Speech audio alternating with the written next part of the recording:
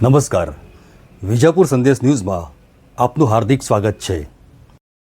મન અને શરીરના વિકારોને દૂર કરી શાશ્વત શાંતિનો અનુભવ કરાવનાર શિવ પુરાણ કથાનું આ પવિત્ર શ્રાવણ માસમાં વિશેષ મહત્વ રહ્યું છે। શિવ પુરાણ માણસની પ્રકૃતિને સભાનતાના સર્વોચ્ચ શિખરે લઈ જવા માટેનું સર્વશ્રેષ્ઠ વિજ્ઞાન છે। અસ્તિત્વના બધા જ ગુણોનું આટલું જટિલ મિશ્રણ શિવમાં સમાયેલું છે અને એ શિવ તત્વને જાણીએ તો મનુષ્ય ભવસાગર પાર કરી શકે।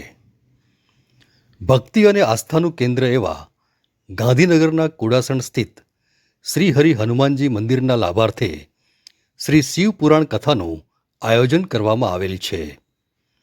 તારીખ 17મી ઓગસ્ટ 2025થી 23 ઓગસ્ટ સુધી એમ 7 દિવસના પારાયણમાં વિદ્વાન શાસ્ત્રી તેમજ પ્રસિદ્ધ કથાકાર શ્રી પુષ્પકજી શુક્લા તેમની પવિત્ર વાણીથી શિવપુરાણ મહાકથાના વિવિધ પ્રસંગોને સંગીતમય શૈલીમાં રજૂ કરી રહ્યા છે। નાગરાજ પાર્ટી પ્લોટના વિશાળ શિવ પંડાલમાં દરરોજ રાત્રે 7:30 વાગ્યાથી 11 વાગ્યા દરમિયાન કથા યોજાઈ રહી છે। આ ધાર્મિક પ્રસંગે શિવભક્ત ભાવિકો વિશાળ સંખ્યામાં ઉપસ્થિત રહી આધ્યાત્મિક વાતાવરણનો આનંદ માણી રહ્યા છે અને શ્રાવણ માસના પાવન દિવસોએ કથાના રસપાન દ્વારા સૌ શ્રોતાગણ ભક્તિભાવથી ધન્યતાનો અનુભવ કરી રહ્યા છે।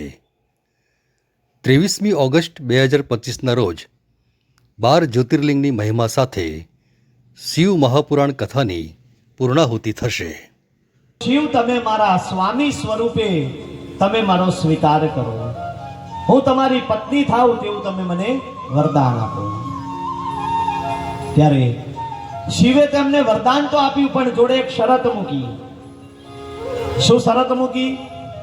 કે હું તમારી સાથે વિવાહ ચોક્કસ કરીશ, પણ જે દિવસે તમારા મનમાં મારા સિવાય બીજા કોઈનો જો વિચાર પણ મનમાં આવ્યો તો એ દિવસે હું તમારો ત્યાગ કરીશ।